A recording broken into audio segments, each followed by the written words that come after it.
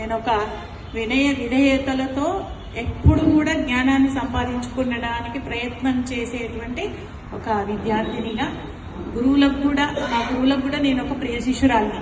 ఇంకా ఎప్పుడు కూడా అట్లాగే ఉండాలని కోరుకుంటా. అదేవిధంగా నా తల్లిదండ్రులకు కూడా నేను అత్యంత ప్రియమైన బిడ్డను. సంఘానికి కూడా నేను ఒక బాధ్యత గల పౌరురాలిని అని చెప్పి అనుకుంటున్నా. సో ఇది మహిళా సాధికారతకు సంకేతం అని అనుకుంటున్నాను. ఎందుకంటే మహిళ అనే పదం మనము అంటే స్త్రీ పురుష సమానము అనే ఇది మనం తీసుకురాకూడదు, కానీ ఎవరి ప్రత్యేకత వాళ్ళకుంటుంది. అయితే ఎవరితో ఎవరు సమానము అనేటువంటి వాదనలకు వెళ్తే అది సమంజసం కాదు. స్త్రీయే, ఆమెకంటూ ఒక ప్రత్యేకత ఉంటుంది. ఆమె పుట్టిన దగ్గర నుంచి మరణించేదాకా కూడా త్యాగానికి మరో రూపం స్త్రీ, ఆమె సహనానికి మరో రూపం, సౌశీల్యానికి మరో రూపం. స్త్రీ పుట్టుకనే ఒక ఎంతో గొప్పనైన పుట్టుక. అందరికీ ఆడపిల్లలు పుట్టారు, వాళ్ళని పెంచే ఓపిక ఉన్న వాళ్ళకే ఆడపిల్లలు పుట్టారు. వాళ్ళని సాకి వాళ్ళని ఒక మహాలక్ష్మిలాగా మహారాణుల్లాగా పెంచే తల్లిదండ్రులకే ఆడపిల్లలు పుట్టారు. ఎవరు కూడా భారంగా అస్సలు ఫీల్ కావద్దు. ఎందుకంటే ఆడపిల్ల పుట్టిందంటే ఇంటికి లక్ష్మి, సరస్వతి, ధైర్యం, ఉన్నపూర్ణ అన్ని అనమాట.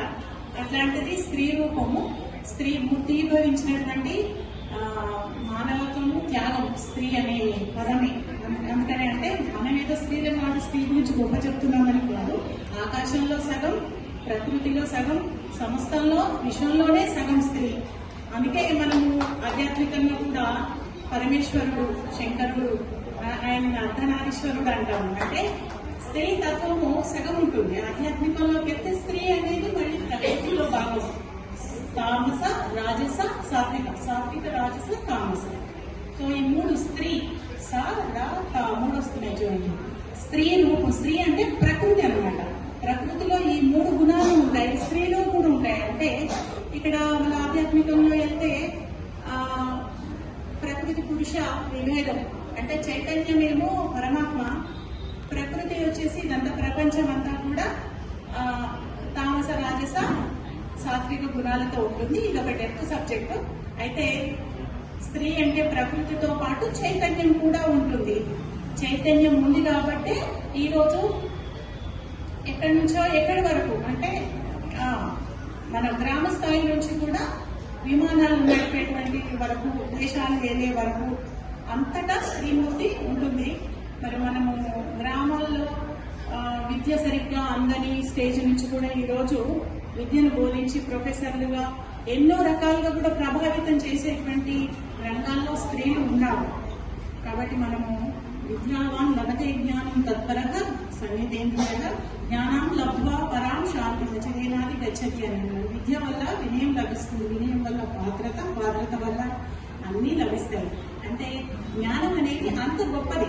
ఆ జ్ఞానం కోసం మనం ప్రయత్నించడము అంటే మనము అజ్ఞానాన్ని తొలగించుకునే, మాయకొరల్ని తొలగించుకునే ప్రయత్నంలో తల్లే ముందుంటుంది. ఒక శివాజీ మహారాజును తయారు చేసింది ఎవరు? తల్లి. అంటే ఇక్కడ మళ్ళీ మనం మతము అనే ముద్ర వేయద్దు ఈ మాటకి. అంటే నేను ఒక అధికారిని కాబట్టి ఇక్కడ ఎవరవుతున్నారో నాకు తెలియదు, పేపర్ వద్దుగానే ఎవరైనా అందుకని చెప్తున్నా. ఎందుకంటే నేను మానవతావాదిని, వేదాల గురించి కూడా కొంత తెలుసుకున్న సామ్యవాదిని. అదేవిధంగా నేను ఫెమినిస్టును కాదు. స్త్రీ పురుషుల సమానత్వం ఉంటే ఎవరి ప్రత్యేకతల గురించి వాళ్ళని సమర్థించేటువంటి మానవతావాదిని. అయితే జ్ఞానాన్ని నేర్చుకునేటువంటి ప్రక్రియలో స్త్రీకి పురుషుడికి భేదం లేదు. అందరూ కూడా జ్ఞానాన్ని సంపాదించాలి. జ్ఞానాన్ని సంపాదించాలంటే మనకు భగవద్గీతలో ఒక శ్లోకం చెప్తారు. నాకు కూడా చెప్పింది భగవద్గీత శ్లోకమే. తద్విద్ది ప్రణిపాతైన పరికృష్ణైన సేవయ ఉపదేశంతి జ్ఞానం జ్ఞానాస్ తత్వదర్శన. ఒక మంచి జ్ఞానం కలిగినటువంటి, తత్వం తెలిసినటువంటి, జ్ఞానం అంటే పైపైన లౌకిక జ్ఞానం కాదు, తత్వం తెలిసినటువంటి ఒక గురువు దగ్గరికి వెళ్ళి వినయపూర్వకమైనటువంటి నమస్కారములు మరియు సేవలు చేసి ప్రశ్నించాలి. అంటే కొందరు ఎట్లా ప్రశ్నిస్తారంటే గురువులను కూడా టెస్ట్ చేసేటువంటి ఇదితో ప్రశ్నిస్తారు.